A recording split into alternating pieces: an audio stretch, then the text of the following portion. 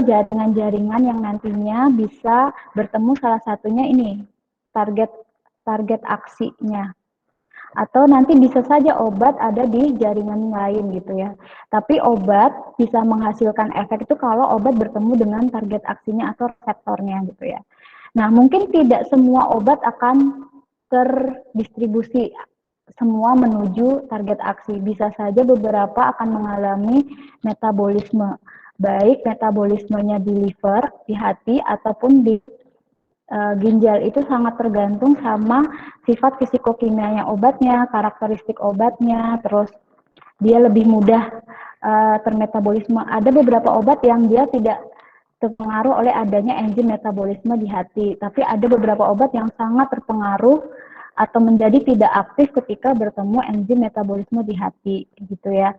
Ada juga obat yang mengalami metabolismenya malah di ginjal gitu. Itu tergantung dari sifat fisikokimia obatnya ketika masuk ke dalam tubuh. Nah, nanti kalau sudah obat beberapa ada yang mengalami metabolisme, nah itu sisanya pembuangannya kalau lewat hati itu melalui asam empedu dikeluarkannya atau melalui urin kalau dia di metabolismenya di ginjal gitu ya. Jadi sistem pengeluarannya ada tergantung dari di mana obat itu paling banyak termetabolisme gitu ya. Oke. Nah, tadi saya menyebutkan di pokok bahasan sebelumnya bahwa ada hubungan yang menarik antara farmakokinetik, biofarmasetik, dan farmakodinamik. Kalau saya menganalogikan biofarmasetik, farmakokinetik, farmakodinamik itu kayak tiga bersaudara gitu ya. Jadi sangat saling berhubungan. Kalau satu nggak jalan, maka dua nggak gerak gitu ya. Satu nggak gerak, dua nggak jalan gitu ya. Intinya saling berhubungan gitu. Jadi kenapa farmakokinetik tidak bisa berdiri sendiri? Karena kita tahu kalau kita minum obat nggak mungkin kan kita mengkonsumsi paracetamol langsung paracetamolnya dimasukin kan nggak mungkin, pasti kan dibentuk dalam bentuk sirup atau dibentuk dalam bentuk tablet kayak gitu kan. Nah itu bidang ranahnya adalah di biofarmasetik. Jadi kalau biofarmasetik ini adalah ilmu yang menjadi jembatan antara kita sebagai farmasi untuk mengetahui sifat fisikokimia obat dan bentuk sediaannya. Jadi kita mau misalnya bikin acetaminophen, kita harus tahu, oh obat ini paling cocok dibuat dalam bentuk tablet. Kenapa? Karena mungkin absorpsinya dalam gastrointestinal baik gitu kan. Sehingga paracetamol tadi dibuatlah dalam bentuk sediaan tablet. Atau misalnya antibiotik amoxicillin, kita tahu nih sifat fisikokimianya gimana gitu ya. Oh ternyata setelah diberikan rutenya oral, absorpsinya baik, maka dibuatlah dalam bentuk sirup misalnya. Jadi kalau biofarmasetik itu lebih membahas hubungan antara sifat fisika kimia obat, bentuk sediaannya, dan rute pemberian yang cocok sehingga nanti absorpsi obat secara sistemik dalam tubuh itu baik gitu ya. Nah, kakaknya yang kedua, farmakokinetik. Nah, setelah kita tahu nih, kita udah bikin bentuk sediaannya baik, paracetamol paling bagus dibikin tablet. Nah, kita harus tahu setelah kita minum, apa sih yang terjadi dalam tablet paracetamol tadi ketika dia minum. Nah, itu adalah fase dari ilmu farmakokinetik tadi.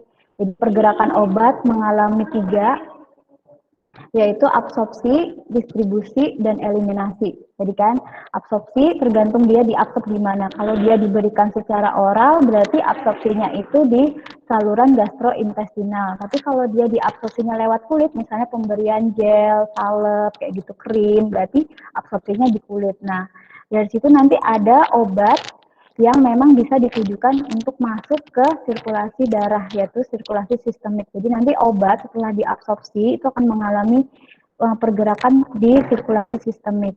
Dari sirkulasi sistemik tadi, itu obat akan mengalami distribusi. Nah, distribusi itu obat kemana saja. Jadi obat itu ketika masuk ke dalam sirkulasi sistemik, itu bisa berada di jaringan, tapi bisa juga tetap berada di peredaran darah gitu ya.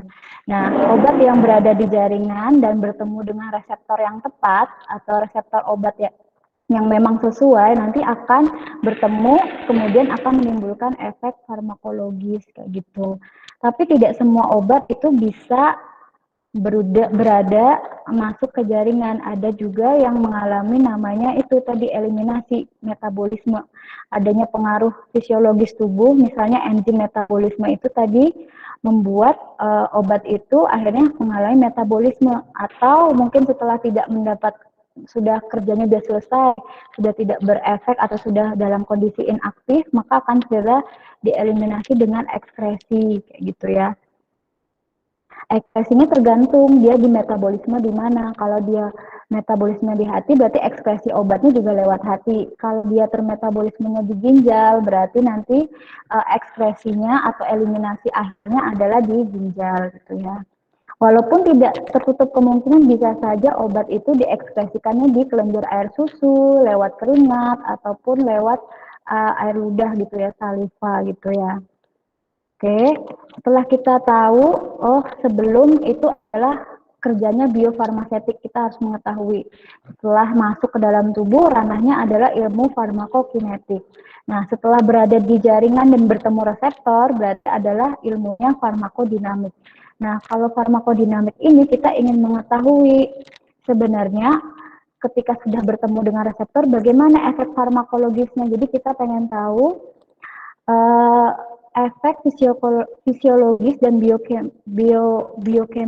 biokimia obat terhadap terhadap tubuh kita gitu ya. Jadi setelah bertemu dengan tubuh kita sesuai dengan reseptornya tuh efek farmakologinya seperti apa? Nah, itu ke farmakodinamik. Makanya menurut saya farmakokinetik itu saling berhubungan dengan biofarmasetik maupun farmakodinamik gitu ya.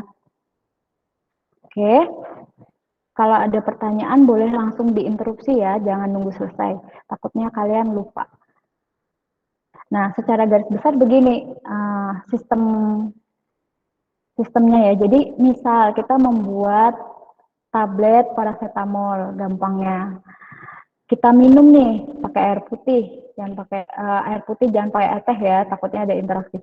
Minum, setelah itu pasti kan dalam tubuh kita akan terjadi namanya pelepasan paracetamol. Jadi bahan-bahan pengisi tablet tadi akan pecah oleh adanya cairan atau enzim-enzim yang ada di saluran cerna kita gitu ya. Nanti akan tersisalah hanya paracetamolnya saja. Hanya tersisa paracetamolnya saja. Dari situ paracetamol akan mengalami pelarutan. Pelarutan dengan siapa, Bu? Dengan cairan yang ada di gastrointestinal. Buat apa? Supaya dia bisa melakukan absorpsi. Nah, paracetamol sudah bisa melakukan absorpsi karena dia sudah larut terlebih dahulu gitu ya. Sudah larut dalam cairan tubuh, entah itu darah, entah itu cairan saluran gastrointestinal, pokoknya intinya dia sudah larut, kemudian dia mengalami absorpsi di gastrointestinal kalau dia diberikan secara oral. Nah, nanti obat akan mengalami nasibnya sendiri-sendiri. Ada beberapa obat yang bisa langsung ke jaringan periferal, bertemu dengan reseptor, kemudian menghasilkan efek farmakologis. Tapi juga ada obat yang langsung bertemu di hati dan mengalami metabolisme gitu ya, yang kemudian akhirnya ekspresinya di hati. Kalau memang dia di ginjal, berarti di metabolisme di ginjal, berarti diekspresikannya di ginjal seperti itu. Nah, atau mungkin dia sudah berada di sini, sudah menimbulkan efek farmakologi, sudah menjadi bentuk inaktif, kemudian memang harus dibuang kan sama tubuh ketika suatu barang atau suatu zat aktif sudah tidak memberikan dampak farmakologis, tentunya harus dibuang. Bisa aja setelah menimbulkan efek farmakologis, dia kemudian dieliminasi atau diekspresi di ginjal ataupun di hati, tergantung dia sifat fisikokimianya gitu ya. Jadi kalau biofarmasetik itu kita membahas bagaimana kita merancang sediaannya sehingga dia mudah untuk lepas, kemudian dia mudah untuk larut. Kalau farmakokinetik dia mengawasi tentang pergerakan obat setelah obat itu larut. Obat itu setelah larut, paracetamol itu setelah larut dalam cairan tubuh, apa saja yang dia lalui gitu ya. Sedangkan farmakodinamik itu untuk membahas ketika obat paracetamol misalnya sudah mencapai target aksi sehingga bisa menimbulkan efek farmakologis. Begitu ya. Nah, semuanya saling terkaitan ya, kayak tadi saya ceritakan, kita membentuk obat itu nggak mungkin cuma zat aktifnya saja, pasti ada namanya eksipien atau bahan pembawa. Apapun sediaannya, mau krim, mau gel, mau sirup, mau tablet, pasti nggak cuma zat aktifnya saja kan, tapi ada bahan tambahannya. Fungsinya buat apa sih sebenarnya? Kita harus menyesuaikan zat aktif kita ini paling baik rute pemberiannya seperti apa. Ada beberapa obat yang absorpsi oralnya buruk, maka mungkin saintis atau farmasis yang bekerja di R&D mengembangkan, wah kalau dikasih secara oral jelek nih, berarti kita harus cari rute pemberian lain, misalnya lewat transdermal gitu kan. Ternyata oh cocok nih, berarti cocok, kita bisa lihat dari apanya kita tahu kalau memang rute pemberian misalnya transdermal lebih baik dari oral. Kita bisa lihat absorpsinya. Nah, absorpsinya bagaimana, distribusi, metabolisme ekskrusnya bagaimana. Nah, ini nanti yang akan mempengaruhi bioavailabilitas. Bioavailabilitas itu adalah ketersediaan obat atau ketersediaan obat dalam tubuh kita. Kalau jumlahnya mencukupi atau masuk dalam range dosis, tentunya nanti akan bisa memberikan efek ini farmakologis gitu ya. Ketika obat bertemu dengan reseptornya, dia akan memberikan efek farmakologis. Nah, efek obat ini sangat bergantung atau sangat terkait dengan ketersediaan obatnya dalam sistem hayati kita, dalam tubuh kita. Jadi kalau bioavailabilitasnya jelek, otomatis efeknya juga akan jelek gitu kan. Efek yang kita efek farmakologis yang akan kita harapkan terjadi itu tidak akan tercapai karena bioavailabilitas atau ketersediaan obatnya itu dalam tubuh kita itu sedikit atau rendah gitu ya. Jadi tiga faktor ini sangat berperan penting gitu ya sampai obat bisa menimbulkan efek gitu. Nah, secara umum ya tadi kayak saya bilang efek itu sangat bergantung dengan jumlahnya dalam tubuh kita atau kalau di sini bilangnya adalah konsentrasi obat. Konsentrasi obat yang mana Bu? Konsentrasi obat yang tentunya ketemu dengan si reseptornya. Karena kalau konsentrasi obat tapi dia tidak bertemu dengan reseptornya percuma aja karena respon atau efek farmakologis itu baru terjadi ketika obat ini bertemu dengan reseptornya. Kalau obat tidak bertemu dengan reseptornya, tidak mungkin adanya efek farmakologis yang diharapkan terjadi. Misalnya kalau minum obat nggak ketemu antara paracetamol dengan reseptornya, berarti ya turunnya nggak panasnya nggak turun kayak gitu, atau nyerinya nggak berkurang kayak gitu. Atau kalau misalnya mengkonsumsi amoksisilin, kalau memang amoksisilinnya tidak ketemu reseptor yang cocok dengan amoksisilin, ya berarti infeksinya nggak sembuh kayak gitu ya. Jadi obat itu baru bisa menyembuhkan ya kalau memang obat itu bertemu dengan reseptor yang cocok sehingga bisa menimbulkan efek farmakologis. Nah, efek farmakologis tadi kan sangat bergantung sama konsentrasi obatnya. Konsentrasi obat yang bisa mencapai target aksi. Nah, disinilah peran farmakokinetik, dia harus memonitor konsentrasi obatnya ini gitu ya. Jadi fungsinya farmakokinetik itu kayak pengawasan. Obat ini udah benar belum sih masuk ke dalam tubuh, dosisnya sudah benar atau konsentrasinya sudah benar, jangan sampai obat yang masuk ke dalam tubuh kita itu punya efek toksik berbahaya buat tubuh kita gitu kan. Jadi memastikannya bagaimana? Nah, dengan farmakokinetik kita bisa memonitor konsentrasi obatnya gitu. Oke. Tapi kalau kita mengukur konsentrasi obat di reseptor saja, itu kan jumlahnya banyak ya, tubuh kita itu sangat luas gitu kan. Jadi menurut saya tidak praktis kalau untuk pengukuran konsentrasi obatnya hanya pada target aksi obat, sehingga pengukuran konsentrasi obat biasanya umumnya dilakukan itu di darah, di plasma, di urin, saliva, tapi kebanyakan dilakukannya itu di darah kalau tidak di plasma gitu, dan urin. Kalau untuk yang lainnya tidak terlalu dominan gitu ya.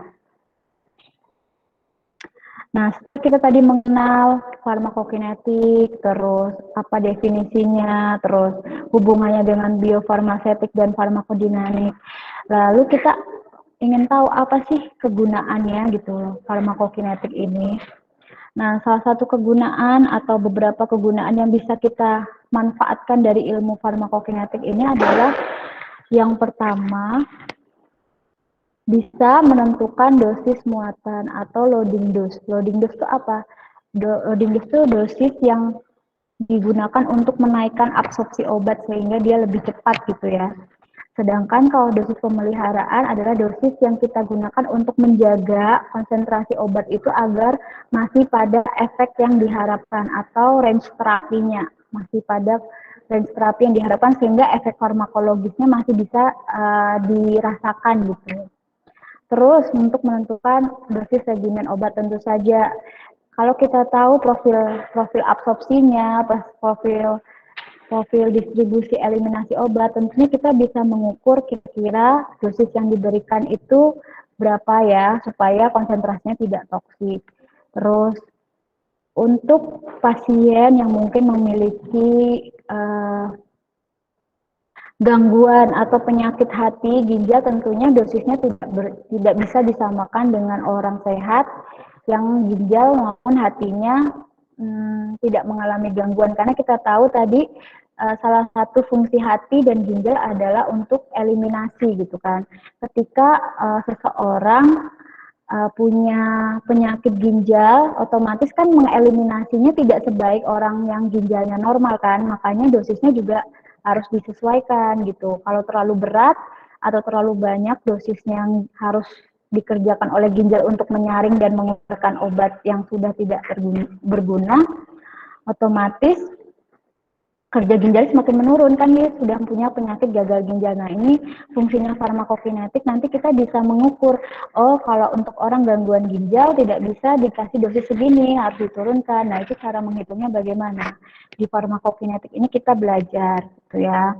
Terus selanjutnya bisa sebagai panduan untuk merancang bentuk sediaan obat maupun serta rute pemberian obat. Yang tadi kayak saya contoh, misal kita tahu obat X dia absorpsinya buruk sekali di gastrointestinal. Padahal kita tahu kalau absorpsinya buruk, merembetnya kemana? Distribusi obatnya jelek. Distribusi obatnya jelek berarti yang sampai ke jaringan juga sedikit, yang bertemu reseptor sedikit, terus eliminasinya juga, metabolisme dan eliminasinya juga tidak berjalan secara optimal gitu. Maka kita harus mencari panduan lain. Misalnya obat X tidak cocok dihantarkan secara oral gitu. Kita harus cari rute pemberian lain, bisa lewat rektal mungkin yang langsung ketemu dengan pembuluh darah di rektal, atau lewat transdermal gitu. Nah, itu kita taunya, oh ternyata pakai transdermal lebih bagus ya dibanding dihantarkan secara oral. Taunya dari mana? Dari profil farmakokinetiknya, dari pergerakan obat setelah mengalami proses tahapan farmakokinetiknya. Nah, itu kita bisa tahu gitu ya. Terus selanjutnya ada studi bioekivalensi. Nah, studi bioekivalensi itu apa gitu ya? Bio itu kan biologis ya. Kemungkinan adalah tubuh kita gitu. Ekivalensi berarti kesetaraan. Mungkin pernah nggak kalian minum obat, isinya sama, tapi kok yang ini lebih cepat, yang ini enggak. Misalnya natrium diklofenak generik, sama kalian beli bentar. Kataflam itu kalium atau natrium ya? Kalau nggak salah kalium ya. Misalnya kalian beli kalium diklofenak generik sama kataflam. Kok kalau saya mengkonsumsi kataflam, efek meledakan nyerinya lebih cepat dibanding kalium diklofenak generik ya? Nah, itu dikarenakan apa ya kayak gitu, kok bisa, itu secara subjektif gitu ya, kalian yang minum, kalian yang merasakan, tapi ternyata itu bisa loh dilihat secara objektif. Dari apa? Dari profil farmakokinetiknya. Dari situ kita bisa lihat, oh ternyata absorpsi kalau yang produknya Kataflam itu memang lebih cepat karena obatnya lebih cepat lepas dari bentuk sediaannya, jadi otomatis kalau obat lebih cepat lepas dari bentuk sediaannya, otomatis lebih cepat larut, lebih cepat larut berarti lebih cepat absorpsinya, absorpsi cepat berarti distribusinya cepat, otomatis ketemu reseptornya juga lebih cepat, makanya efek meredakan nyerinya lebih cepat kayak gitu. Jadi bisa aja nanti jadi bahan buat penelitian skripsi gitu kan, misalnya efek generik obat ini dengan ini gitu, profil farmakokinetiknya seperti apa, bedanya apa, yang paling bagus yang mana, kayak gitu bisa kita cek gitu ya. Secara objektif, nggak cuma kayaknya pakai ini lebih cepat dibanding pakai ini, tapi kita bisa menjustifikasi atau membenarkan subjektivitas kita dengan objektif dengan ilmu farmakokinetik. Terus yang terakhir, biasanya kan kalau kita mengkonsumsi obat itu jarang yang cuma minumnya cuma satu gitu kan. Biasanya digandeng, even itu sakit mah biasanya dikasih antasidal lah, dikasih omeprazol juga lah, dikasih supralfat juga lah. Nah, adanya interaksi obat antara ini yang diberikan oleh dokter ini bisa aja mempengaruhi profil dari farmakokinetik obatnya. Bisa aja obat A ketemu obat B malah absorpsinya jadi melambat. Atau bisa juga sebaliknya, obat A sama obat B malah absorpsinya jadi lebih bagus, lebih cepat itu. Jadi ada juga interaksi yang menguntungkan dan interaksi yang merugikan. Nah, itu bisa dilihatnya dari mana? Dari profil farmakokinetik. Nah, bisa juga ini interaksi obat dengan makanannya. Misalnya kita mengkonsumsi obat paracetamol.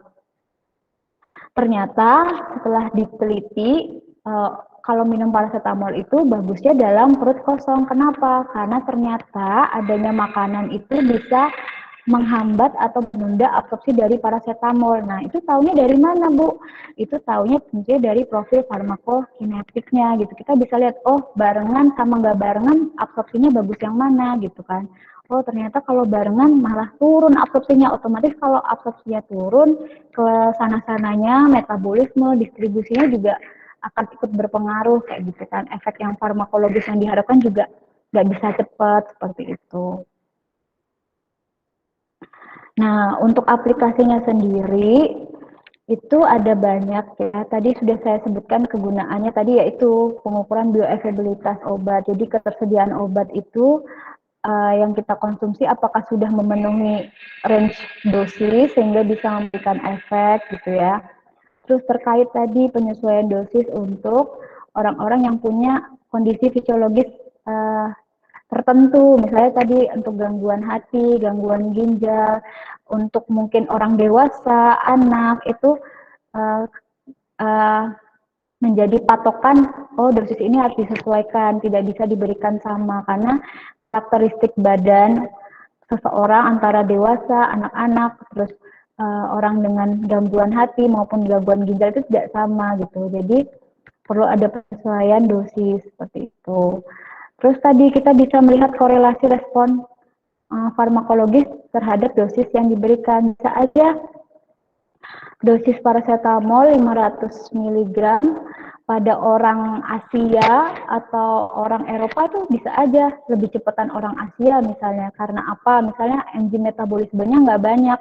Otomatis kalau enzim metabolismenya nggak banyak berarti obat yang ke jaringan ketemu dengan reseptornya kan lebih banyak gitu kan. Tapi kalau misalnya orang Eropa dia punya enzim metabolismenya banyak gitu kan. Jadi bisa aja nanti obat yang harusnya ke jaringan karena dia banyak lari ke metabolisme, banyak di metabolisme di hati, otomatis obat paracetamol murni yang ketemu reseptornya sedikit. Nah, itu pengaruh juga di respon farmakologisnya. Kalau evaluasi interaksi obat tadi itu bisa kita cek, misalnya kita dapat resep banyak gitu ya, dalam satu resep tuh ada 3 obat. Ini kita harus cek sebagai farmasis, kita harus cek ini ada interaksi nggak nih dalam pemberian obat ini. Kalau misalnya ada interaksi apa ya kita harus lakukan? Apa kita kasih jeda? Jedanya berapa lama? Kayak gitu. Itu bisa kita ketahui dari profil farmakokinetiknya, dari pergerakan obat di dalam tubuh itu seperti apa. Atau kayaknya ini kalau dipaksakan berbarengan obat dikonsumsi bisa aja nanti interaksinya malah bikin toksik gitu kan, karena yang satu jadi bikin konsentrasi yang satunya tinggi kayak gitu. Berarti ini solusinya gimana? Berarti solusinya harus diganti gitu. Jadi nanti ini bisa jadi poin plus kita gitu loh untuk tenaga kesehatan yang lain. Misalnya nanti konsultasi sama kita, obat ini sama ini berinteraksi nggak ya? Kalau berinteraksi, apakah boleh dijeda? Apakah harus diganti? Nah, itu kita bisa lihatnya dari mana? Dari profil farmakokinetik obat ketika masuk ke dalam tubuh, kayak gitu. Nah, prediksi klinis ya tadi ini personalized medicine yang maksudnya itu dosis tidak bisa disamaratakan. Misalnya untuk umur bayi, untuk umur anak, balita maupun dewasa, karakteristik badan beda-beda, volume distribusinya juga beda. Kalau orang dewasa otomatis volume distribusi obatnya gede gitu, darahnya banyak. Kalau anak kecil kan belum kayak gitu. Terus itu nanti akan mempengaruhi dosisnya juga. Nggak bisa kita samain dosis orang dewasa sama dengan dosis bayi. Makanya dalam ilmu farmaset juga ada penyesuaian dosis kan, perhitungan dosis kayak gitu. Itu karena untuk menyesuaikan kondisi tubuhnya yang berbeda-beda gitu. Nah, secara umum, farmakokinetik itu hubungannya adalah dengan konsentrasi obat di dalam darah atau dalam plasma dihubungkan dengan waktu gitu ya. Nah, konsentrasi obat dalam tubuh itu bisa diukur dari macam-macam, tapi kebanyakannya itu diukur di dalam darah atau plasma gitu, atau urin. Tapi tidak tertutup kemungkinan bisa diukur di air susu maupun saliva ataupun serum gitu. Nah, bagaimana cara kita mengukurnya, Bu? Nah, cara kita mengukurnya adalah dengan menggunakan kromatografi dan metode spektrometri massa gitu ya. Spektrometri massa, nanti kita ukur berapa sih obat setelah berapa jam diminum kayak gitu. Atau setelah 6 jam apakah obat masih ada nggak ya di dalam darah. Nah, itu kita pengukurannya lewat kromatografi dan spektrometri massa gitu ya. Biasanya absorpsi itu selalu lebih cepat dibanding eliminasi. Jadi jumlah obat yang terabsorpsi kemudian masuk ke jaringan sirkulasi darah itu biasanya lebih cepat ketahuannya dibanding faktor eliminasi. Jadi eliminasi obat kan sangat banyak pengaruhnya ya. Bisa karena nanti dia lama di darah tapi tidak termetabolisme gitu ya. Banyak faktor. Nah, di sini nanti ada durasi, intensitas, ini fungsinya buat apa sih? Ini yang nanti menjadi patokan kita. Ada onset itu apa? MTC, MEC, durasi, intensitas itu fungsinya seperti apa? Kayak gitu ya. Nah, fungsi dari ini adalah yang pertama kita coba bahas yang MEC, Minimum Effective Concentration of Drug. Apa itu? Yaitu adalah konsentrasi obat yang minimal tapi bisa memberikan efek farmakologis. Jadi kalau kita mengkonsumsi obat, harapannya adalah obat yang kita masuk, konsentrasinya itu harus masuk ke dalam ini MEC. Karena kalau dia tidak masuk MEC, berarti obatnya tidak memberikan efek farmakologis apa-apa gitu kan. Karena dia konsentrasi obat minimal, dia bisa memberikan efek farmakologi. Yang kedua adalah MTC, Minimum Toxic Concentration Drug. Apa itu? Jadi kalau dari sini kita gampang ya nerjemahinnya. Jadi adalah konsentrasi obat minimum juga, tapi dia efeknya diberikan adalah toksik. Nah, jangan sampai obat ketika masuk ke dalam tubuh kita itu sampai menyentuh angka ini gitu. Karena kalau udah menyentuh batas ini, otomatis efek yang kita rasakan bukan farmakologis lagi, tapi efek toksik. Nah, sebagai farmasis, kita tuh harus menjaga obat itu tetap berada di antara rentang ini, antara MEC dan MTC. Jangan sampai kurang, kalau kurang dari MEC, otomatis efek farmakologisnya nggak terlihat gitu ya, nggak ada kita rasakan kalau kita mengkonsumsi obat. Tapi kalau lebih dari MTC juga berbahaya. Efek yang dirasakan bukan lagi efek farmakologis, tapi udah efek toksik itu yang tidak kita harapkan. Nah, onset ini apa? Onset ini adalah waktu yang dibutuhkan oleh suatu obat untuk dia mencapai MEC, minimum effective concentration of drug, atau konsentrasi minimal obat itu punya efek farmakologis gitu ya. Waktunya berapa lama nih? Cepat atau lambat? Kalau cepat berarti efek yang dirasakan cepat. kalau dia lambat, berarti efek obat yang dirasakan lambat gitu kan, karena untuk mencapai MSC-nya aja butuh waktu misalnya 4 jam. Sedangkan yang lain misalnya sejam, itu kan efeknya beda ya rasanya. Gitu. Nah, durasi adalah lamanya obat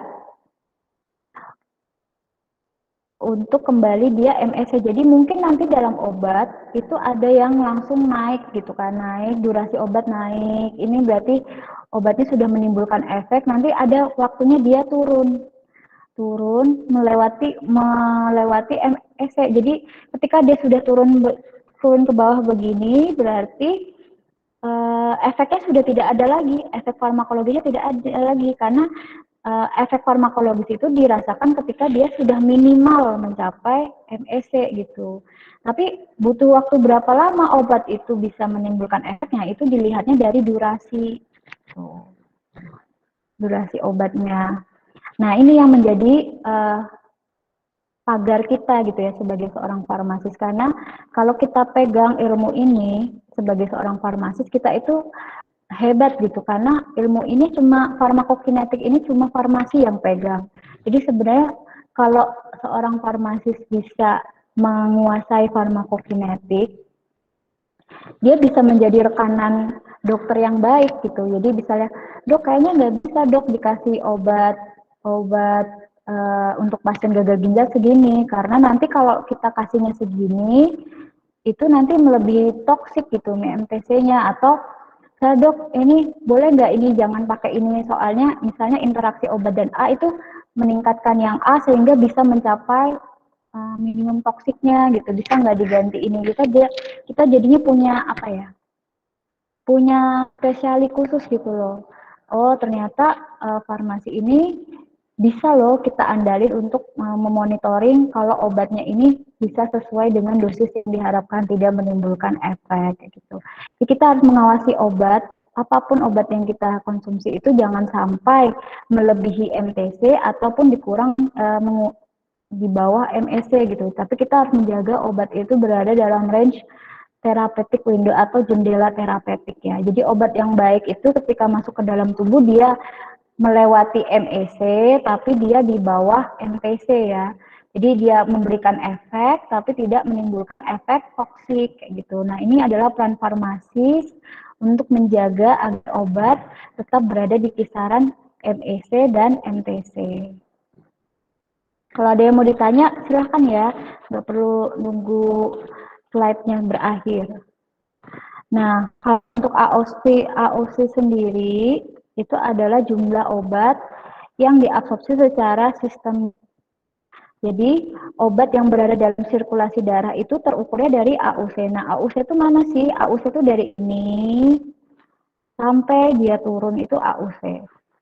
Tapi pergerakannya ini absorpsi. Kalau udah turun nih biasanya sudah mau dibuang, sudah mau tahap eliminasi. Kalau ini mungkin dia absorpsi naik terus sudah mulai terdistribusi. Jadi turunnya ini karena dia terdistribusi, ada yang termetabolisme kayak gitu kan. Tapi sisanya sudah tidak ada yang bermanfaat, langsung nanti akan dibuang melalui eliminasi ya, ekspresi gitu ya. Bisa termetabolisme juga. Nah, AUC adalah jumlah obat yang terabsorpsi secara sistemik gitu ya. Kalau ini berarti udah tahap eliminasi, kalau ini masih tahap absorpsi. Nah, profil farmakokinetik itu dilihatnya dari apa aja sih? Kita bisa lihat di sini dari kecepatan, karena kita tahu tadi kan definisi di awal adalah farmakokinetik adalah pergerakan atau ilmu obat itu mengalami apa saja sih dalam tubuh. Nah, kalau kinetik gerak pasti ada hubungannya dengan kecepatan. Nah, di sini kita bisa lihat kecepatan obat, absorpsinya cepat atau enggak itu dari mana? Dari perhitungan kecepatan. Lalu konstanta kecepatannya bisa order 0, order 1 itu tergantung dari karakteristik obatnya. Tentunya dosis, karena tadi kita hubungan dengan biofarmasetik kan, kita pastinya sebelum memberikan obat masuk ke dalam tubuh, kita harus tahu dosisnya itu berapa. Lalu kita harus tahu pengukurannya tadi, konsentrasinya dalam plasma itu bagaimana, distribusinya, absorpsinya, itu terhitung dari CP. Nah, CP max itu adalah ini nih, CP max itu tadi nih, konsentrasi tertinggi dia Nah, CP-max jangan sampai melebihi MTC. Kalau melebihi MTC atau kena garis-garisnya sedikit aja, berarti nanti efeknya bukan farmakologis lagi, tapi toksik. Kalau ini CP-max-nya masih masuk dalam range jendela terapeutik atau terapeutik windows, jadi dia masih aman, ya. Oke, Temax tadi, kalau Temax itu dia misal kita tahu ini CP max kita ya, konsentrasi tertinggi adalah sekitar segini. Kita mau tahu jam keberapa sih dia mencapai itu, berarti dihubungkan garis titik. Nah, nanti kita bisa lihat tuh, oh pada waktu onset 2 jam dia mencapai CP max gitu ya, konsentrasi maksimum dicapai setelah 2 jam pemberian obat misalnya. Terus ada T setengah. Kalau T setengah itu adalah waktu yang dibutuhkan obat separuhnya untuk tereliminasi dari tubuh. Jadi misal 500 miligram paracetamol, 250 itu sudah tereliminasi ketika jam keberapa kayak gitu. Separuhnya berarti berapa? 250 miligram ya berarti. Lalu ada volume distribusi. Nah, kita tahu kan tadi obat itu setelah terabsorpsi kan diantar darah. Nah, darah sendiri punya volume kan. Nah, volume distribusi darah ini kan nanti juga mempengaruhi profil farmakokinetik obat. Nah, satuannya bisa mili atau liter. AUC tadi jelas mempengaruhi. Itu satuannya bisa dilihat mikrogram per milijam. Nah, ketersediaan hayat ini tergantung dari absorpsinya. Kalau absorpsinya bagus, berarti dia satu nilainya. Kalau absorpsinya cuma 80% yang terabsorpsi, berarti dia 0,8 kayak gitu. Kalau satu itu berarti 100% terabsorpsi sempurna gitu ya. Kalau 0,8 berarti 80% absorpsi obat sempurna terabsorpsi. Nah, clearance itu terkait dengan bagaimana sih kecepatan ekskresi dari ginjal maupun hati setelah obat itu termetabolisme atau obat sudah tidak memberikan efek apa-apa gitu ya. Itu kecepatannya bagaimana? Nah, itu dilihat dari clearance total. Jadi clearance total itu nanti clearance dari ekskresi hati ditambah clearance dari ekskresi ginjal. Waktu paru tadi sudah ya. Jadi secara garis besar, efek farmakologis itu terkait sekali dengan efek farmakokinetik. Farmakokinetik juga berhubungan dengan biofarmasetik. Tapi kalau untuk farmakokinetik dan farmakodinamik, itu pergerakan obat sangat mempengaruhi sekali. Ya, PPT-nya hilang, Bu. hah? PPT-nya hilang? Serius? Sebentar. Sudah ada atau hilang?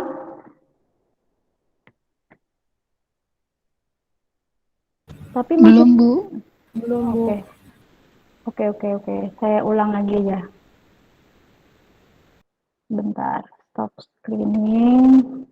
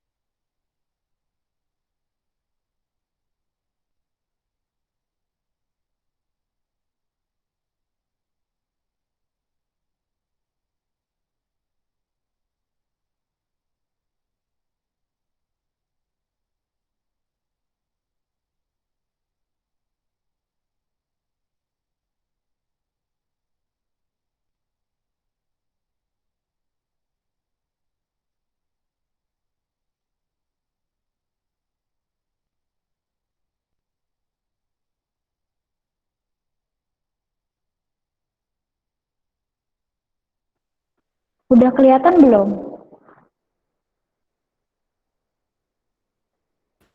Belum, Bu. Belum? Tapi Belum, Bu. Belum, Bu. udah? Udah tuh belum? Belum, Bu. Aduh, kok nggak mau ya? Sudah, Bu. Coba, Ibu sudah tuh. tinggal dialih ke PPT, Bu.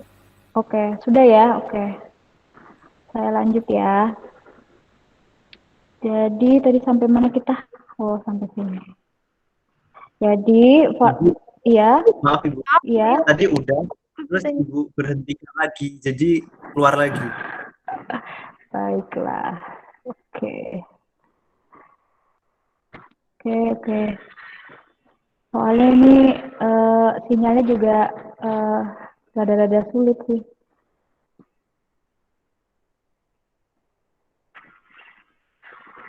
Sabar ya.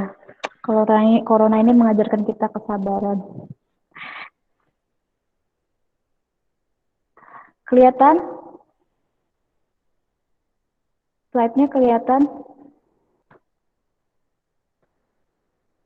Halo? Belum Ibu. Belum. Belum, Bu.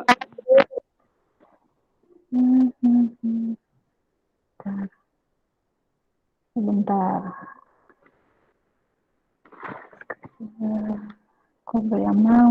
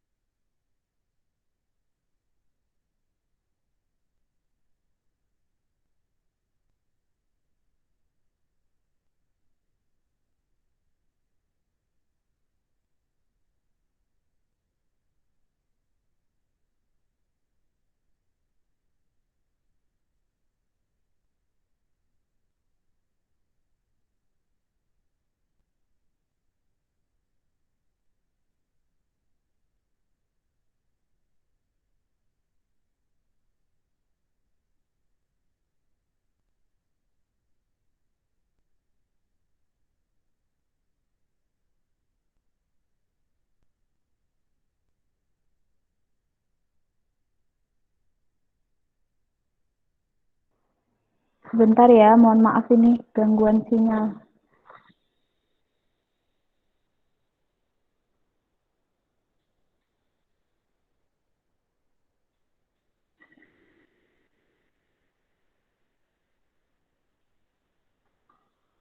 Sudah terlihat? Sudah terlihat? Belum Bu. Oh, belum ya? Padahal di sini berhasil loh. Sudah terlihat belum? Belum, Bu. Belum. Itu gimana ini? Stop sharing, coba sebentar. Sebentar, saya keluar dulu dari grup.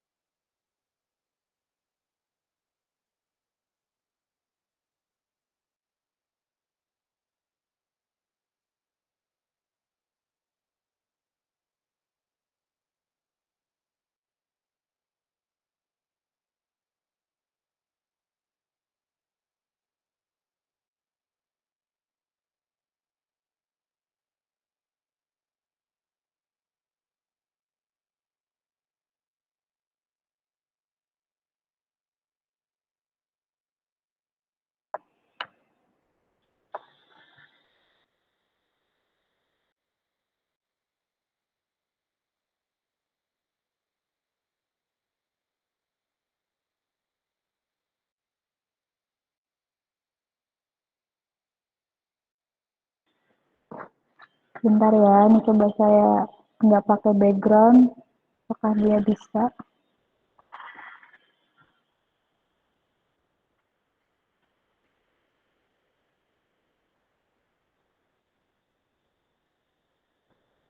Kayaknya harus menunggu sebentar.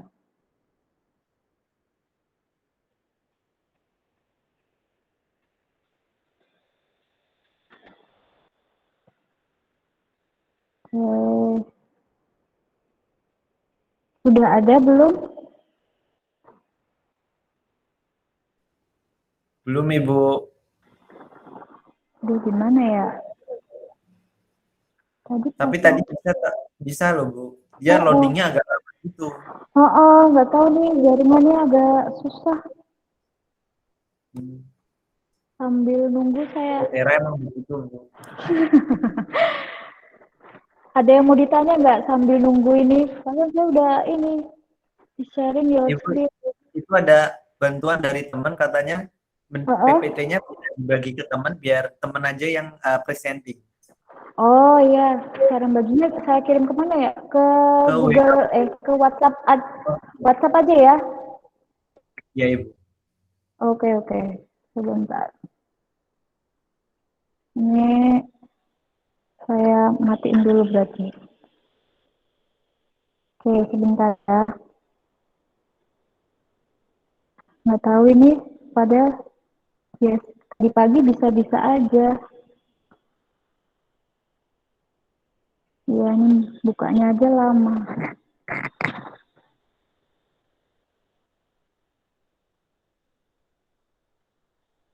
Ya, harap bersabar ya. Mungkin ada yang mau tanya-tanya sambil saya membuka grup WA. Kalau ada yang nggak mengerti, boleh ditanyakan. Saya Bu, Oke, saya tanya. namanya siapa? Nama saya Rizky Aprilianto. Oke, Rizky, silahkan. Saya mau tanya tentang tadi kan kita kan eh, apa sih? Nah, keuntungan dari kita mempelajari ini kan kayak penyesuaian dosis dan Mm-mm. dan teman-temannya itu ya Bu. Itu kan untuk Mm-mm. obat-obat yang konvensional, maksudnya yang masih ada Mm-mm. sekarang gitu loh. Nah, Mm-mm. terus pertanyaan saya, kalau untuk obat Mm-mm. yang udah bagus, semisal kayak obat yang dalam bentuk nanopartikel atau nano emulsi, itu Mm-mm. kan dia ada yang kerjanya jangka panjang, jadi cukup satu kali pemberian, sama ada yang pemberian sama ada indikasi tapi dosisnya itu dikecilin. Kan kalau kalau kalau pembuatan obat itu secara nano, otomatis kan luas permukaannya yang bakal terpapar untuk kena ke target itu kan jadi lebih banyak ya Bu. Jadi itu Mm-mm. kita merancangnya itu tuh kita juga dapat merancangnya itu gimana ya Bu? Itu berdasarkan uh, apa sih namanya um, metode pembuatannya berdasarkan jangka panjang sama pengurangan dosisnya itu Bu. Pengurangan apa? Dosis kan Oh iya. bisa ya Bu. Itu saya bingungnya dia tuh misal yang satu itu dipakai 1 hari 1 kali, terus yang Mm-mm. satunya lagi itu dipakai sama-sama dipakai 3 kali sehari, tapi dosisnya itu dikurangi gitu Bu. Oh, tahu, paham. Oke, Ya. pertanyaan yang bagus ini dari Mas Rizky ya. Oke, benar sekali kalau yang konvensional mungkin udah terlalu banyak ya, tapi misalnya aja kalian pernah mengkonsumsi Estersi atau Vitalongse nggak? Pernah Pernah Bu. ya, pasti karena itu cukup sekali sehari kan ya, cukup sekali sehari, tapi dia bisa Estersi sih terutama ya. Dia itu berarti ada di pengaruh excipientnya Rizky. Jadi sebenarnya mungkin dosisnya sama nih, 300 mg atau misalnya 200, berapa ya Estersi itu kandungannya berapa gram ya? Saya lupa. Mungkin sama, tapi dia lepasnya dikit-dikit. Nah, jadi mungkin dia cuma sekali sehari, tapi sistem penghantarannya obat kita buat dia itu lepasnya sedikit. Jadi dia naikin konsentrasi absorpsinya itu dikit gitu, dikit gitu. Jadi nggak langsung biar kayak tablet umumnya kan biasa kalau udah pecah ketemu saluran cerna dia langsung ambiar gitu kan. Nah kalau tablet kayak Estersi ini dia pecah tapi dia diselimuti sistemnya ini kalau saya nggak salah itu adalah polimer. Nah polimer ini yang menjaga si vitamin C-nya itu biar nggak langsung ambiar langsung terabsorpsi semua tapi kayak ngerem gitu loh, istilahnya kayak remnya si vitamin C nih, ester C ini biar dia nggak langsung diabsorpsi semuanya, karena kemungkinan ada orang yang punya gangguan MAH gitu kan. Kalau orang MAH kan ketemu asam, kayak asam vitamin C itu kan berarti tidak baik ya, efek sampingnya bisa MAH-nya kumat kayak gitu ya. Aduh ini masih lama. Oke, jadi bisa aja dia dosisnya sama, tapi sistem penghantarannya kita delay, tapi tidak mengurangi atau tidak mengurangi efek dari farmakologisnya. Cuma kita pengen dia biar cuma sekali aja pemberiannya gitu. Itu kalau memang sistemnya kita bikin pakai polimer. Jadi polimer itu yang nantinya kayak menahan, jadi nggak ngegas langsung absorpsi langsung semua langsung keluar, enggak. Tapi polimer itu menahan keluar, tapi nggak semuanya keluar gitu. Tapi tetap masuk range terapi, tetap masuk MEC sama MTC gitu, di bawah MTC tapi dia di atas MEC.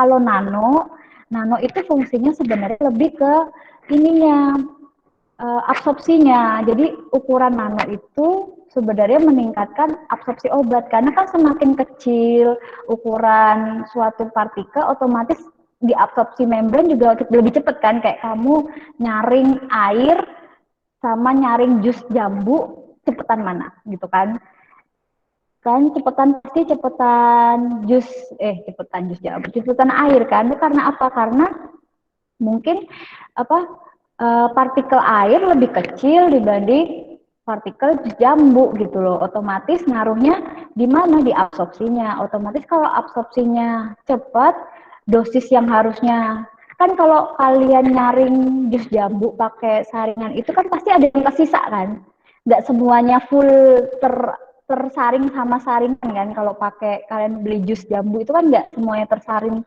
sempurna kan. Nah, karena nggak tersaring sempurna, otomatis dosisnya beda sama yang kalau kalian dihantarinnya pakai air gitu loh. Istilahnya pembawanya itu air, pasti 100% bakalan terabsorpsi karena ukuran partikelnya kecil, otomatis dosisnya beda. Dosis yang ukuran partikelnya dibuat secara sekecil mungkin sama dosis obat yang dihantarkannya dengan standar gitu, nggak dibuat sekecil mungkin. Otomatis kalau yang satunya tersaring 100% atau terabsorpsi 100% sama yang tersaring cuma 80% atau yang masuk cuma 80%, otomatis dosisnya kan beda. Nah itu makanya kalau nano wajar jadi dosisnya semakin kecil ya, karena dia meningkatkan salah satunya disolusinya jadi cepat kan, ngelarutin, misalnya kayak ngelarutin gula batu sama gula pasir kan, cepetan gula pasir kan. Nah berarti semakin kecil ukuran semakin dia cepat larut. Nah kan tadi saya pernah jelaskan di awal tadi kan, disolusi obat untuk larut itu juga mempengaruhi absorpsi gitu kan. Jadi ketika dia cepat larut karena ukuran partikelnya kecil, otomatis absorpsinya juga lebih mudah karena ukuran partikel kecil, otomatis kejaringannya juga lebih banyak. Kejaringan lebih banyak, ketemu reseptornya lebih banyak, efek farmakologisnya juga lebih cepat. Nah, tapi harus diperhatikan juga jangan sampai terlalu banyak yang masuk ke jaringan bertemu reseptor malah efeknya toksik. Nah, ini pentingnya farmakokinetik, kayak kontrolnya ini udah benar belum nih, formulasinya udah sesuai belum nih kalau benar-benar dikonsumsi orang masuk ke dalam tubuh gitu ya. Jadi ya wajar gitu. Beda ukuran mempengaruhi dosis, beda sistem penghantarannya. Yang satu jadi bisa 3 kali, yang satu sekali kayak gitu. Yang satu sekali itu karena apa? Karena dia nggak langsung ambiar. Kalau yang 3 kali itu dia masuk ke dalam tubuh langsung ambiar, turun cepat. Harus minum lagi nih. Kalau nggak nanti efek farmakologisnya nggak ada. Makanya tadi ada dosis pemeliharaan kan. Nah, salah satu dosis pemeliharaan itu supaya konsentrasinya pas turun itu dikasih lagi supaya nggak turun, supaya efek farmakologisnya tetap bertahan kayak gitu. Bentar, ini udah bisa kayaknya. Ya. Di Parkin, ini Parkin B ya? Iya, Bu. Iya, Bu. Oke, saya coba upload ya. Semoga bisa. Gitu. Ada lagi yang mau tanya sambil menunggu? Yang Bu, coba saya analogikan begini kali ya, Bu. Jadi semisal target obatnya itu di gedung F gitu ya, Bu. Gedung F berada sekarang. Terus obatnya itu diserapnya itu dari pintu gerbang. Nah, itu ada 10 sepeda motor, orangnya satu-satu. Oh, berarti nah kita itu masuknya tuh bareng-bareng, tapi yang bisa di gedung F itu cuma satu. Nah, bisa jadi. Terus ngomong, terus kita tuh bareng-bareng gitu naik motor 10 anak. Nah, ternyata ya depan sendiri ini dia nyangkut dulu di F. Oh, ternyata udah ada satu, tapi kita nggak bisa masuk. Oh, berarti kita muter dulu nih. Muter dulu lewat GKU, muter. Terus nanti, oh, yang satu udah hilang, udah diganti. Oh, kita yang nomor 2 nih gantian masuk. Terus kita muter lagi. Gitu ya, Bu? Gitu bukan sih, Bu? Sebenarnya bisa sih, tapi lebih gini loh. Obat tuh kayak gitu lah. Hidup kan nggak sesuai sama ekspektasi ya. Kita pengennya ekspektasi 100% obat diminum tuh 100% masuk semua ke target aksi gitu. Tapi kita harus tahu bahwa dalam tubuh kita tuh ada faktor-faktor penghalangnya, ada enzim metabolisme. Nah, enzim metabolisme ini misalnya kayak di hati, harusnya nyampainya ke gedung F nih. Tapi gara-gara ada pas satpam kayak gitu, ya nggak bisa. Ini harus nggak bisa lewat sini kayak gitu. Misalnya, berarti kan harusnya ke gedung F. Jadi karena ada si Pak Satpam berperan sebagai enzim metabolisme ini ya, jadi ya nggak bisa masuk deh. Jadi ada juga yang bisa nyolong gitu, yang tahu pintu belakang misalnya, pintu jalur belakang gitu. Oke, dia tahu nih bakal ketemu enzim metabolisme, tapi dia mengarah ke lain gitu. Misalnya jumlah, ya, oh iya, monggo. Jadi misalnya ada yang dia bisa lolos, ada yang enggak kan, istilahnya penjaganya si enzim metabolisme ini kan tidak sebanyak jumlah obatnya kan. Jadi mungkin ada beberapa obat yang ya, ada beberapa obat yang bisa lolos, ada beberapa obat yang tidak gitu, Rizky. Jadi ya itu kan tadi ada ketersediaan hayati kan ya, ada F, ada F0 atau sama dengan 1. Kalau 1 tuh dia 100% dia bisa masuk ke gedung F tanpa halangan apa-apa. Itu biasanya rute penghantarannya adalah intravena. Karena apa? Karena intravena tidak ada mengalami fase absorpsi.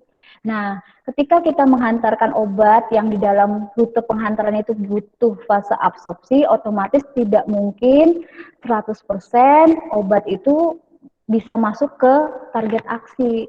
Tapi kalau untuk pemberiannya intravena, nanti ini untuk pertemuan yang kedua ya, berarti ini kayak saya ngasih spoiler berarti ya. Jadi untuk yang pertemuan yang kedua nanti kita bisa tahu, oh yang ini pasti 100% nih masuknya ke target aksi atau ke jaringan gitu, ketemu target aksi, yang ini enggak. Karena itu faktor absorpsi ini loh, yang bikin tidak bisa 100% obat itu menuju target aksi. Karena ada yang absorpsinya bagus, ada yang absorpsinya jelek. Tapi ada juga misalnya oral dia absorpsinya jelek, tapi ketika dihantarkan lewat rektal atau lihat intramuskular atau lewat transdermal malah bagus. Nah, ini kan berarti solusi kan gitu. Solusi kalau misalnya obat dihantarkan secara oral jelek kayak gitu. Kalau mau yang 100% 10 orang kayak tadi analoginya Rizky, 10 orang masuk ke gerbang ITERA langsung 10-nya ke gedung F, berarti pakai jalur fast track. Fast track itu kayak jalur cepet gitu, berarti rute penghantarannya adalah pakai bus. Kalau bus kan nggak mungkin diberhentikan langsung tiba-tiba kan langsung. Nah itu kalau dalam tubuh kita namanya rute intravena. Kalau rute intravena udah pasti nggak perlu absorpsi, udah masuk langsung ke vena, kan vena pembuluh darah kan, langsung ketemu ojeknya itu si darah, langsung deh obat itu langsung masuk ke jaringan. Jadi rute penghantaran itu juga berpengaruh banget di profil farmakokinetik dan berpengaruh juga di tahapan farmakokinetik obat. Itu Rizky. Ya. Ini ada yang mau nge-share? Siapa yang mau nge-share? Udah saya kirim di grup. Silahkan yang mau nge-share karena kayaknya jaringan saya jelek ini. Iya Bu, maaf Bu. Kalau misalnya mau ada yang presenting, Ibu harus menghentikan presentasinya Bu. Oke. Sebentar. Betis? Oke, silahkan. Siapa yang mau present?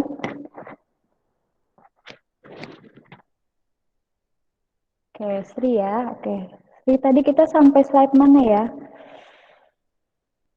Oh. Kayaknya nomor berapa tadi, Sri? Lagi. Ini yang tadi. Oh, sebelumnya. Tolong dibesarkan ya. Oke ya.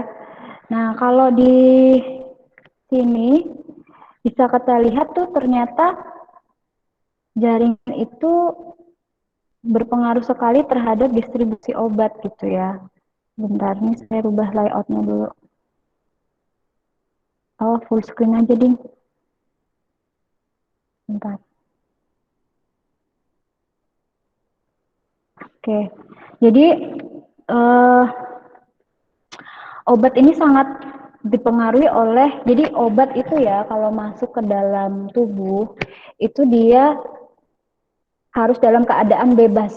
Bebas dalam arti tidak terikat oleh albumin. Albumin yang suka menghalangi, salah satu juga selain enzim metabolisme ya, albumin ini juga menghalangi obat itu untuk sampai ke jaringan, karena obat itu bisa masuk ke jaringan ketemu target aksi, dia harus single, nggak bisa punya pacar, nggak bisa punya gandengan, dia harus single baru bisa ketemu target aksi dan menghasilkan efek. Kalau si obat ini masuk ke dalam tubuh ketemunya ke albumin dulu gandengan, otomatis dia akan sulit gitu, atau obat ini ketemu langsung dihadang enzim metabolisme juga sulit gitu ya. Jadi obat itu dalam darah ya masuk keluar gitu ya, jadi dia sistemnya tuh nggak yang masuk terus nggak keluar lagi, jadi ketemu reseptornya bebas gitu, ketemu reseptornya bebas efek gitu.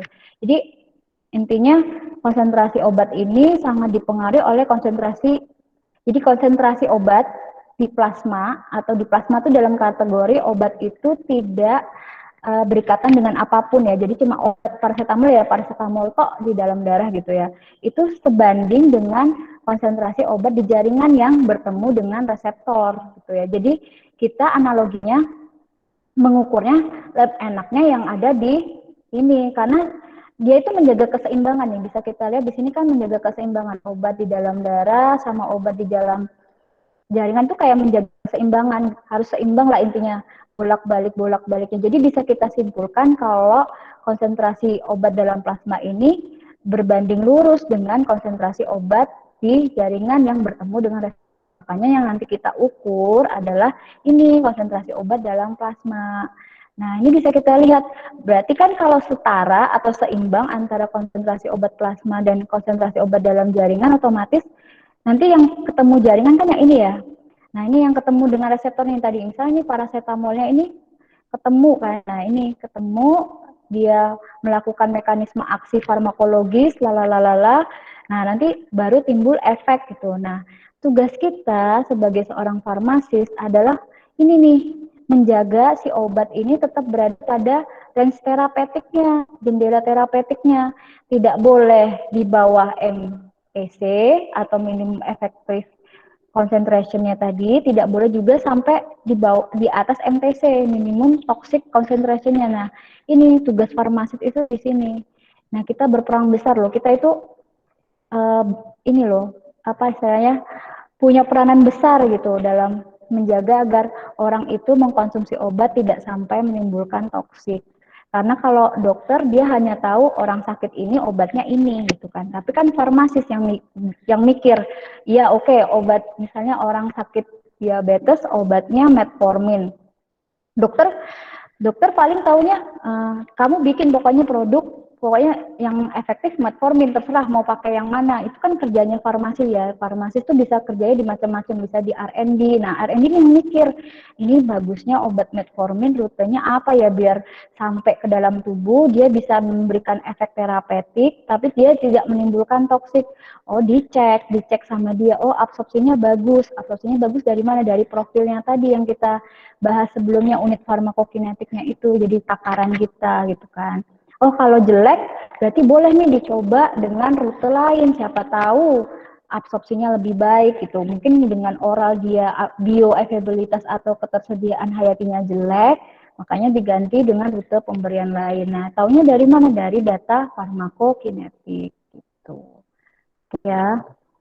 Nah, selanjutnya berarti kamu ya yang gerakin. Nah, oke, thank you.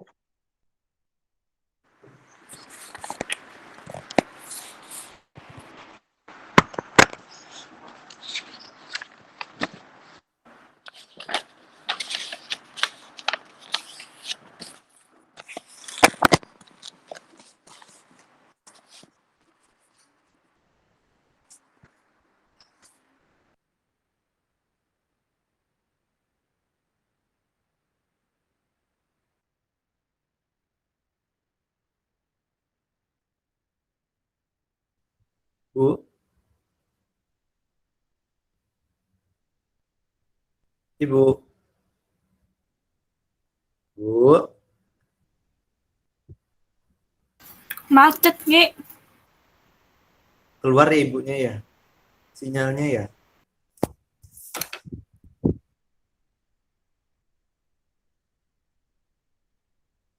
Sebentar katanya di grup terus sebentar.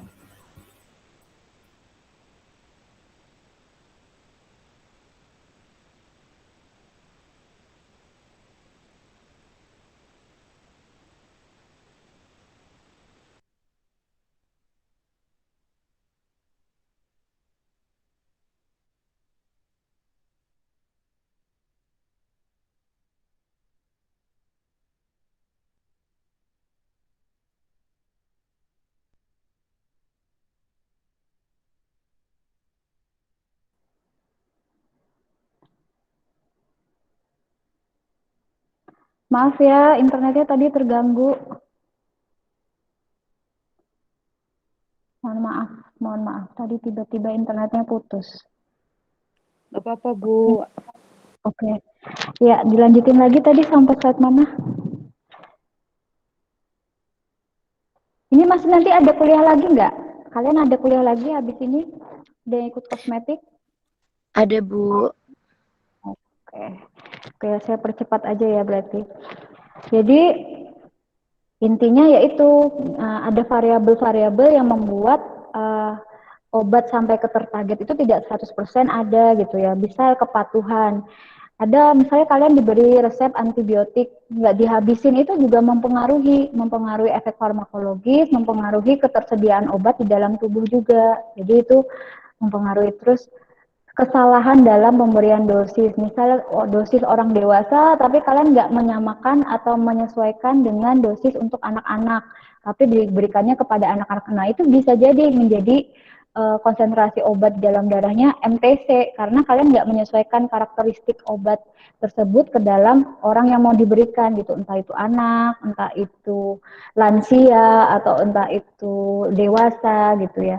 Itu variabel yang mungkin nanti bisa mempengaruhi kenapa kok nggak bisa berjalan 100% sempurna gitu loh, semuanya menuju target aksi. Terus tadi jaringan, yaitu tadi misalnya orang yang badannya kurus sama orang yang cadangan lemaknya berlebih atau dalam kurung agak berat badannya berlebih, itu pasti beda.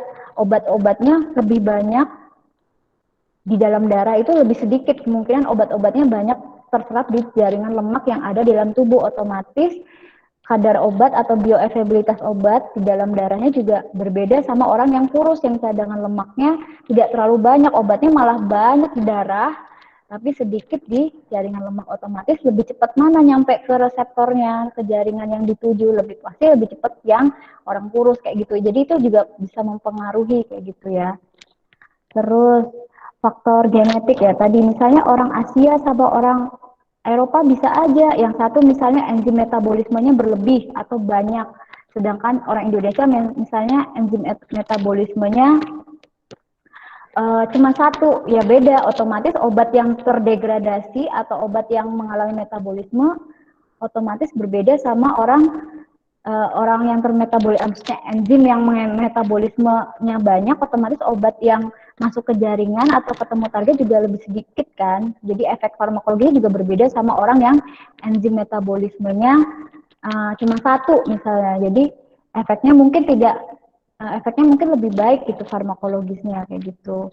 Bisa juga faktor interaksi obat tadi yang udah kita sampaikan, bisa aja dua obat diminum bersamaan malah yang satu jadi naik, yang satu turun, atau yang satu jadi toksik, yang satu malah biasa aja, atau bisa juga malah sama-sama menguntungkan. Nah itu kita perlu ceknya dari mana, itu dari farmakokinetik. Jadi banyak faktor sih kenapa obat ini nggak bisa 100% menuju yang kita tuju atau target tujuan gitu ya. Yaitu variabelnya ada interaksi obat, kemungkinan dia resisten tadi yang antibiotik toleransi itu ya, resisten karena minumnya tidak patuh.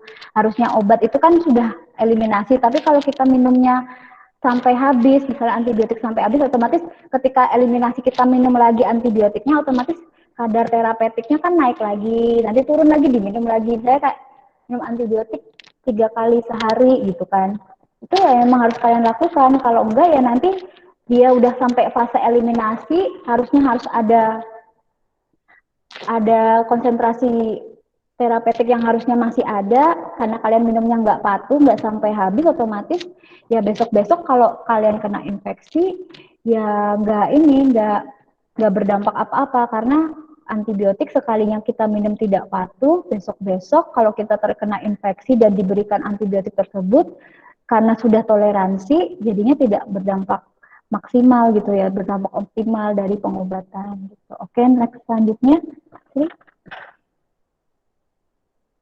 Nah ini tadi pengaruhnya macam-macam gitu ya, ada ya absorpsi gitu, konsentrasi obat berlebih dalam waktu yang lebih itu karena apa? Itu ya karena mungkin tadi cadangan lemak, atau mungkin tadi ada enzim metabolismenya yang cepat, ada enzim metabolismenya yang lambat, atau di genetiknya orang Asia itu enzim metabolismenya sedikit, sedangkan orang Eropa banyak, itu nanti akan mempengaruhi profil farmakokinetiknya. Oke, dilanjut.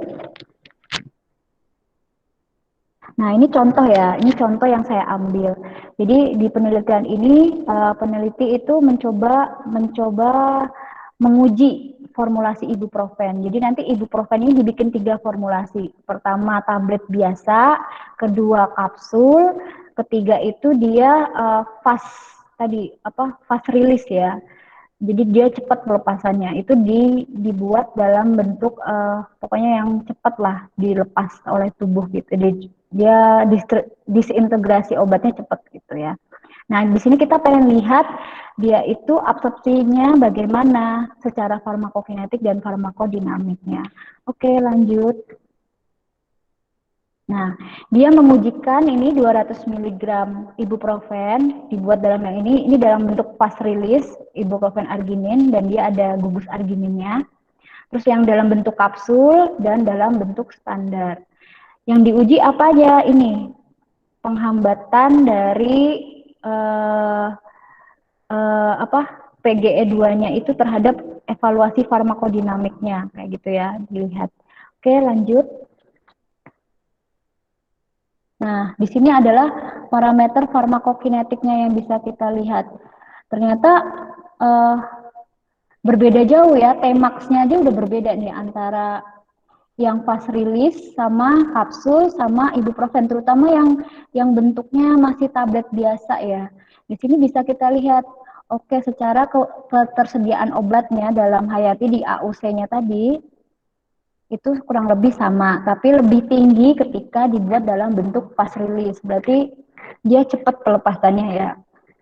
Terus di sini bisa kita lihat lagi, clearance-nya atau pembuangannya ini sama, kurang lebih sama, nggak terlalu berbeda jauh gitu ya. Yang berbeda adalah di AUC-nya tadi, AUC dalam bentuk fast release, dia absorpsi obatnya cepat, berarti konsentrasinya berpengaruh sekali di dalam darah gitu ya. Cmax-nya bisa dilihat nih, konsentrasi maksimumnya lebih tinggi ketika dia dalam bentuk fast release dan kapsul, tapi rendah ketika dalam bentuk tablet biasa. Jadi ternyata berpengaruh sekali ya, cuma dibikin yang satunya fast release, yang satunya kapsul, yang satunya tablet biasa, ternyata ada pengaruhnya kayak gitu ya. Oke, lanjut next. Nah, di sini juga kita bisa lihat nih, kan tadi kalau farmakokinetik tuh pasti hubungannya adalah konsentrasi dalam plasma dihubungkan dengan waktu.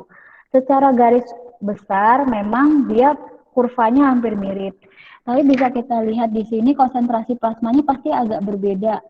Yang paling tinggi kita bisa lihat nih yang warna merah ya. Warna merah dan warna biru itu sepertinya lebih tinggi untuk awalnya, walaupun onsetnya untuk mencapai dia absorpsi kurang lebih sama, tapi kita bisa lihat nih profilnya ternyata berbeda. Nah, profil farmakokinetik yang berbeda kita lihat lagi di farmakodinamik. Kan kalau kita tahu ibuprofen itu kan mekanisme kerjanya penghambatan prostaglandin 2 ya. Nah, di sini juga berbeda. Ternyata efeknya lebih tinggi ketika dia dalam bentuk arginin atau fast release dan kapsul dibanding dengan tablet biasa nih, paling rendah dia kan. Ternyata baru formulasinya yang berbeda aja bisa mempengaruhi sampai segitunya di efek obatnya gitu dalam menghilangkan nyeri yang mekanismenya adalah menghambat prostaglandin 2 gitu ya, PGE2 kayak gitu. Oke, selanjutnya. Nah, ini juga bisa kita lihat nih Tmax-nya. Tmax-nya berbeda kan? Tmax-nya adalah konsentrasi di mana mencapai konsentrasi maksimum itu lebih cepat ketika dia dalam bentuk fast release atau ibuprofennya sudah digandengkan dengan gugus arginin kayak gitu. Penghambatannya nih efek WAI-nya adalah ini apa? Efek dia bisa menghilangkan nyerinya ini bisa kita lihat paling bagus ketika bentuknya adalah dalam bentuk fast release ini sama dalam bentuk kapsul dibanding dengan dalam bentuk tablet gitu kan. Kalau kapsul kan sebenarnya ibuprofennya sudah dalam bentuk serbuk ya, jadi lebih cepat larutnya, mungkin efeknya juga berpengaruh seperti itu. Oke, lanjut.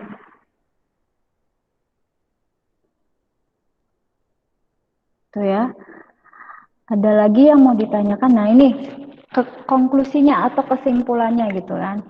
Data tersebut mengindikasikan bahwa fast-acting ibuprofen formulation terhadap absorpsinya itu dan absorpsinya terlihat nih ya.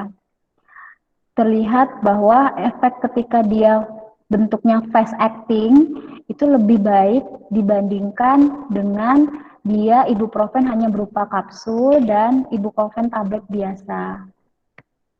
Cuma waktu yang ini juga berbeda juga dari waktu penghambatannya.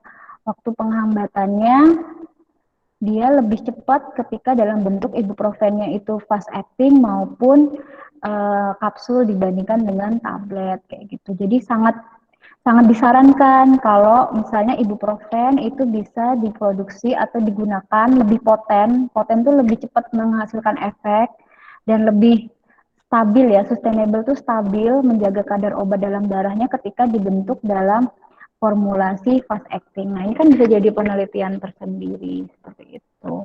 Oke, selanjutnya kayaknya udah habis ya. Nah, ini referensi yang bisa kalian baca karena mungkin yang Ibu sampaikan hanya kulit luarnya saja, tapi kalau memang kalian interest, memang minat gitu kan, mungkin nanti kayaknya saya cocok nih penelitian tugas akhirnya farmakokinetik kayak gitu kan. Kalau memang sudah ada alatnya yang memadai, kenapa enggak gitu kan. Nah, ini buku-buku yang bisa kalian baca sendiri, bisa download ya, banyak media yang bisa kalian download untuk download ebook ini, tapi yang saya apply di Google Classroom itu yang Sargel ya, yang Sargel itu saya masukkan ke dalam Google Classroom. Oke. Terkait tugas mungkin sudah ada yang tahu ketika membuka Google Classroom. Ada yang mau ditanyakan nggak dari tugasnya? Coba Sri, slide selanjutnya Sri. Oke, jadi saya minta adik-adik semua untuk mengerjakan tugas mandiri. Nah, pertanyaan ini sama dengan yang saya cantumkan di Google Classroom. Jadi mohon dikerjakan. Saya sih pengennya kalian sambil baca gitu ya. Jadi saya pengennya makanya dalam tugas ini adik-adik semuanya mencantumkan daftar pustaka yang digunakan gitu ya. Dapatnya jawaban itu dari mana gitu. Jangan jawabannya dari slide Ibu Untia gitu kan. Saya bukan siapa-siapa ya. Kalau bisa referensinya itu yang benar-benar apa ya, yang benar-benar dia itu valid gitu loh ya. Jadi nggak cuma kata siapa, tapi benar-benar dari buku bacaan gitu ya. Nah, terserah nanti kalau kalian membaca, kalian punya menyusun kata-katanya sendiri ya terserah gitu ya. Tapi saya minta kalian mengerjakan tugasnya ini dengan baik gitu kan. Karena ini penting sih, karena kita nanti kalau di dunia kerja, kita bisa mengaplikasikan interaksi obat, terutama ya interaksi obat. Terus nanti kalau misalnya dikerja di rumah sakit, pasien gagal ginjal, gagal punya penyakit hati itu bagaimana. Jadi benar-benar aplikatif sekali farmakokinetik ini gitu. Mungkin dari tugas ada yang mau ditanyakan terkait yang belum mengerti. Pengumpulannya kapan ya? Kalau saya setting di Google Classroom itu tanggal 12 kayaknya ya, hari Jumat.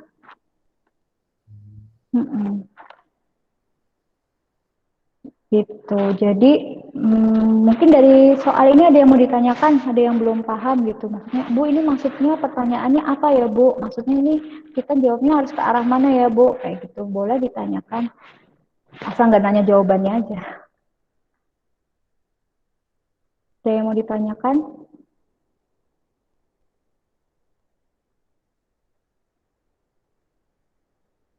Ada? Udah paham berarti ya?